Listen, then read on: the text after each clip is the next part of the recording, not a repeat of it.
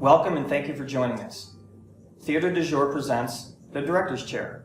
I'm Fred Reed from CNY Live, and today we're talking to Mo Harrington, the director of Love, Lost, and What I Wore. How are you today, Mo? I am great. Thank you so much for having me today. Thank you for being here. I look forward to talking to you about this. So I do have a couple of questions, and the first one I really want to start with is tell us a little bit about Mo and what you do about being a director and who you are. Well, I am right now I work at ACR Health. I'm a development director, and but my background is in theater. So I've been working in and around theater for probably the last 30, 35 years. I started directing, I think my first show that I ever directed was in college. And then after that it was for a little show called Torch Song Trilogy for theater called Rarely Done Productions. And it's one of my favorites. So that's usually what the criteria is. Usually it has to be a show that I really, really like watching and want to put a little extra spin on it. Really? 30 years. Excellent. Yes, I know. Are you telling me I don't look that old? I am. And the cameras don't lie. You don't look that old, so we can live with that one. So tell us a little bit about the show that you're working with right now, Love, Lost, and What I Wore. This is a really great show. It's really meant to be a reading, so sitting down and listening to women just tell different stories. And the beautiful part about it is that it was written by Nora Ephron. Nora Ephron is a writer, a female writer of all of those fun, romantic, funny comedies. You know, if you've seen any movie with Meg Ryan in it, you know that that's a Nora Ephron play or a Nora Ephron movie. But it's really about stories. It's about women telling stories that have affected their life, and it really focuses on the clothing in their life. The dress that you got when you were 4 years old from your mother, the hat that your grandmother wore, a pair of shoes that may have had some kind of effect on you, or even a purse that you picked up somewhere. But all of those pieces of things, those physical pieces of things, revolve around a story. Right. Excellent. When you start a process in finding out what kind of show you want to do next, can you walk us through that and tell our viewers what you do to pick a show? It's usually something that I've heard about, something that I think would be really fun, and it's usually something that's never been done in the area before. I think that that's the most important thing. I mean, we have seen so many productions of so many things, and it's hard, I think, to put a different spin on the shows that we've seen over and over again. So it's nice to be able to bring a piece of new theater into the area, and this has never been done before, so I'm really excited about bringing a new show to an audience, especially the audiences that we work with for Theater du Jour. They really embrace the experience of what they do, and they embrace the storytelling of it all.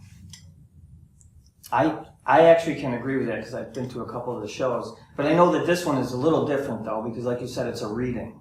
Yes. Okay, so when you say a reading, just kind of like embellish that a little bit. What can they expect when you say a reading? What does that mean? You are going to see some really hot women on stage in front of some musical stands, and they're all going to be in black because they want you to focus on what the words are, what their story is. So, and their stories from everything from this is how I got to my divorce process to what was it like to buy my first bra, and who was I with? Because I don't know if you know this, Fred, but I think that every woman in the world remembers going to buy her first bra. I don't. And yes, exactly. But it's usually a great story. It's always very funny. So so those are the kinds of things that you're gonna see, and you're gonna see some really amazing, talented women telling these stories. And every show is different because every cast is different for every venue.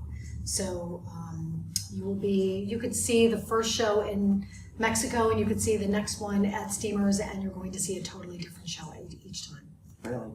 So that brings me to my next question, which is, when you set up a regular brick and mortar theater where you have all your lights and all your production equipment in one place, tell us the real challenges you go through when it comes to a dinner theater experience that's traveling around to, like you said, 5 different locations? Right. Well, I'll tell you this. The first thing is that it's really hard. It's a lot of hard work. So our producer, Tammy Wilkinson, really goes out of her way to make sure that each venue that she chooses is just the right venue for that show, that there's an audience there for that show, and that there's something there as an experience, whether it's like a photo booth or a music guest or something that's very different that relates to that particular show. So it's different because we have the opportunity when we're moving around to be able to bring our show to different venues and to see different audiences in places that are very, very far from each other.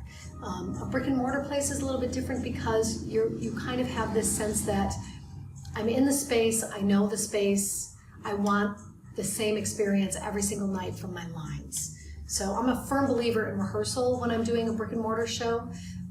Every single gesture, hand gesture, every word, every movement of my body is usually the exact same.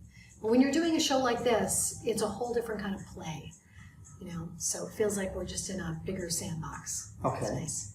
Okay. I got a curveball question for you, okay? So in listening to you talk and stuff, and we're going to listen to stories of women and their life and things they've gone through, you're going to probably have half the people who wear pants and not bras probably start thinking chick flick.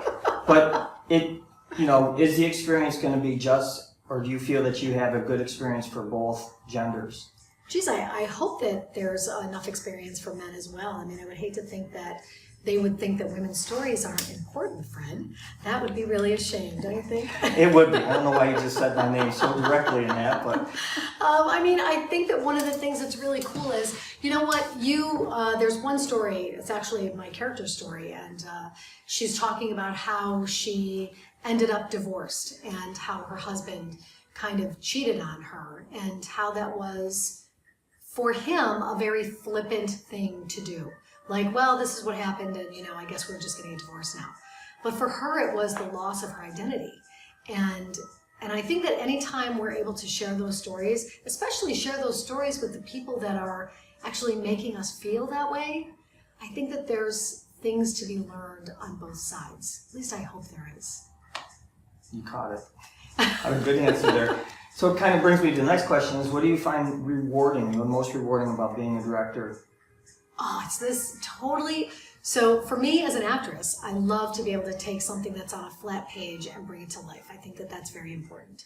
Now I have this incredible opportunity where I get 5 actresses to do the same thing, and I almost feel like I'm orchestrating this incredible concert. And for me to be able to know that everybody's hit their mark, and I'm kind of not worried about my performance, I'm worried about everybody's performance.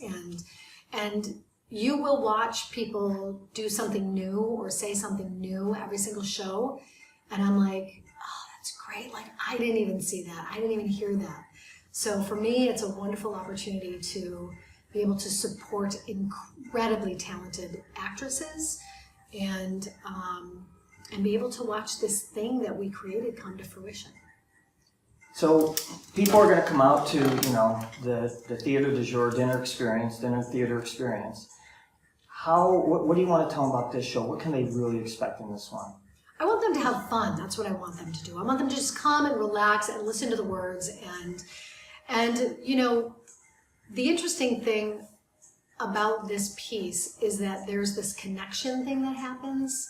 Like, I didn't even realize that I had a story about, a pair of shoes that I had bought, or I had completely forgotten that when I was 5 years old, my mother bought me had a dress made that looked just like the dress that she had. And I loved this dress on her.